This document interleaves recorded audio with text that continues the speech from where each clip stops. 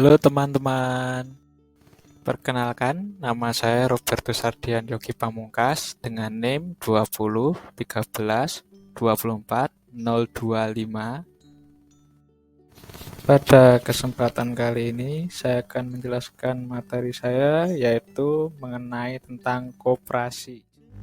Berikut adalah SK dan KD dari materi saya. Adalah peta konsep pada materi ini. Yang pertama ada pengertian, tujuan, dan sejarah koperasi. Yang kedua ada prinsip koperasi. Yang ketiga ada jenis-jenis koperasi. Yang keempat ada struktur organisasi koperasi. Dan yang terakhir ada permodalan koperasi. Pertama adalah pengertian, tujuan, dan sejarah koperasi. Pengertian dari koperasi. Menurut Undang-Undang Nomor 25 Tahun 1992 tentang Perkoperasian, koperasi adalah badan usaha yang beranggotakan orang-orang atau badan hukum koperasi dengan melandaskan kegiatannya berdasarkan prinsip koperasi, sekaligus sebagai gerakan ekonomi rakyat yang berdasarkan asas-asas kekeluargaan.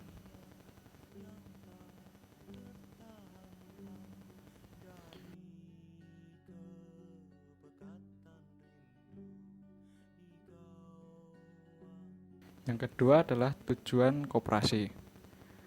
Koperasi bertujuan untuk memajukan kesejahteraan anggota pada khususnya dan masyarakat pada umumnya, serta ikut membangun tatanan perekonomian nasional dalam rangka mewujudkan masyarakat yang maju, adil, dan makmur berlandaskan Pancasila dan Undang-Undang Dasar tahun 1945. Selanjutnya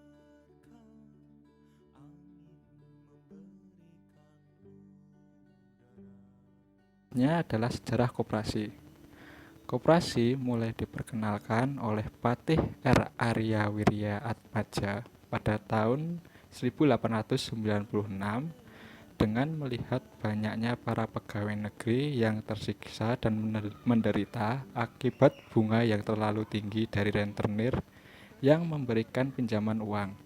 Melihat penderitaan tersebut, Patih R. Arya Wirya Atmaja lalu mendirikan bank untuk para pegawai negeri. Beliau mengadopsi sistem serupa dengan yang ada di Jerman, yakni mendirikan koperasi kredit. Beliau berniat membantu orang-orang agar tidak lagi berurusan dengan rentenir yang pasti akan memberikan bunga yang tinggi. Setelah Indonesia merdeka pada tanggal 12 Juli 1947, pergerakan koperasi di Indonesia mengadakan Kongres Koperasi yang pertama di Tasikmalaya. Hari itu kemudian ditetapkan sebagai Hari Koperasi Indonesia, sekaligus membentuk Sentral Organisasi Koperasi Rakyat Indonesia atau SOKRI yang berkedudukan di Tasikmalaya. Poin kedua, kita akan membahas tentang prinsip koperasi.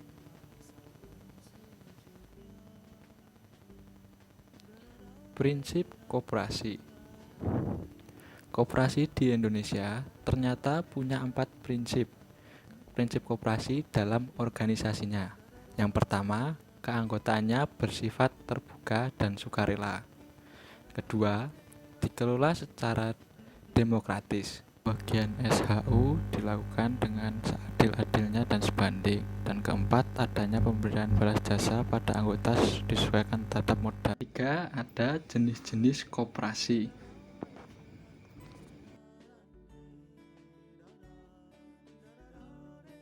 Koperasi produsen. Koperasi produsen adalah koperasi yang anggota-anggotanya adalah para produsen.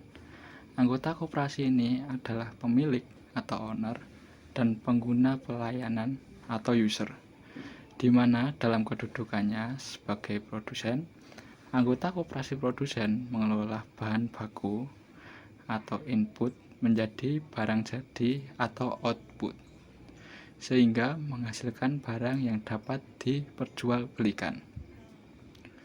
Koperasi produsen berperan dalam pengadaan bahan baku, input, atau sarana produksi yang menunjang ekonomi anggota, sehingga anggota merasakan manfaat keberadaan koperasi karena mampu meningkatkan produktivitas usaha anggota dan pendapatannya. Kedua, ada koperasi konsumen. Koperasi konsumen adalah koperasi yang melaksanakan kegiatan bagi anggota dalam rangka penyediaan barang atau jasa yang dibutuhkan anggota. Anggota koperasi konsumen berperan dalam mempertinggi daya beli sehingga pendapatan real anggota meningkat. Pada koperasi ini, anggota memiliki identitas sebagai pemilik atau owner dan sebagai penyelenggara atau customer.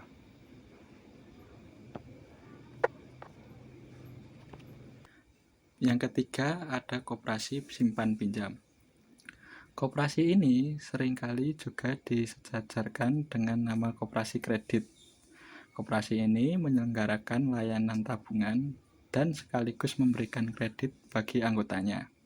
Layanan-layanan ini menempatkan koperasi sebagai pelayan anggota, memenuhi kebutuhan pelayanan keuangan bagi anggota menjadi lebih baik dan lebih maju. Dalam koperasi ini, anggotanya memiliki kedudukan identitas ganda sebagai pemilik atau owner dan sebagai nasabah atau customer. Yang keempat, ada koperasi pemasaran. Koperasi pemasaran seringkali disebut koperasi penjualan. Identitas anggotanya sebagai pemilik atau owner dan penjual atau seller atau pemasar. Koperasi pemasaran mempunyai fungsi menampung produk barang maupun jasa yang dihasilkan anggota untuk selanjutnya memasarkannya kepada konsumen. Anggota berkedudukan sebagai pemasok barang atau jasa kepada koperasinya.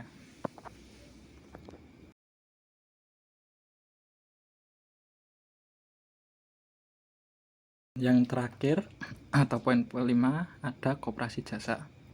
Koperasi jasa bergerak dalam bidang penyediaan suatu jasa bagi anggotanya maupun masyarakat umum. Sebenarnya sistemnya hampir mirip dengan koperasi konsumsi, tapi yang dijual di sini adalah jasa atau pelayanan. Di dalam praktek koperasi dikenal sebutan penjenisan koperasi, seperti koperasi pegawai negeri atau KPN, koperasi unit usaha atau KUD, koperasi karyawan atau Kopkar, dan koperasi mahasiswa atau Kopma, dan masih banyak lagi. Selanjutnya, pada poin keempat kita akan memasuki struktur organisasi koperasi. Ada rapat anggota, di bawahnya ada pengurus dan pengawas, terus ada manajer, terus di bawahnya ada unit usaha, dan paling bawah sendiri ada anggota. Kita akan membahas tentang permodalan koperasi.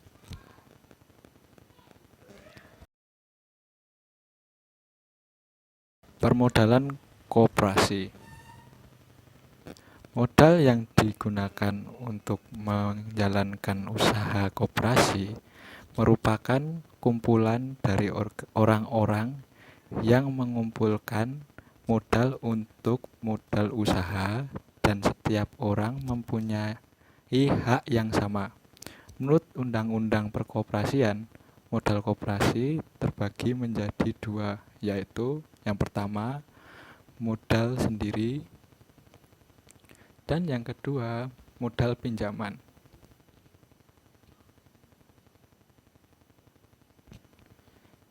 Yang pertama yaitu modal sendiri. Modal sendiri terbagi lagi menjadi 4, yaitu yang pertama simpanan wajib, yang kedua simpanan pokok, yang ketiga dana cadangan, dan yang keempat adalah hibah. Dan pada poin kedua yaitu modal pinjaman. Koperasi juga bisa mendapatkan modal dengan cara pinjaman. Sumbernya bisa dari satu, koperasi lain dan anggotanya. Yang kedua, bank atau lembaga keuangan lain. Yang ketiga, penerbitan obligasi dan surat utang. Dan yang terakhir, sumber lainnya yang sah.